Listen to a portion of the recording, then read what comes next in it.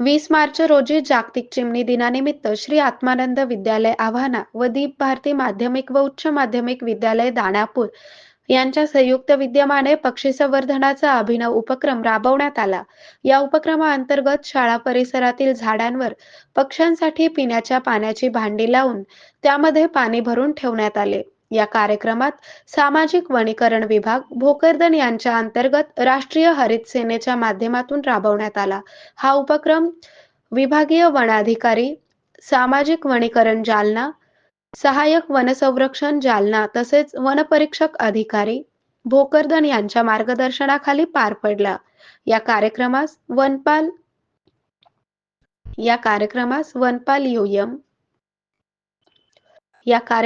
वनपाल UM कोंढरे, वनरक्षक YK Lavange, SM सागरे तसेच श्री आत्मानंद विद्यालयाचे मुख्याध्यापक DN गावंडे व शिक्षकवृंद उपस्थित होते। आरोग्य म्हणजे केवळ औषध नाही, तर निसर्गाच्या योग्य उपचारांनी मिळणारी खरी आरामदायक अनुभूती। सोलापूरमध्ये निसर्गोपचाराचं विश्वासाचं नाव लिमये निसर्गोपचार केंद्र।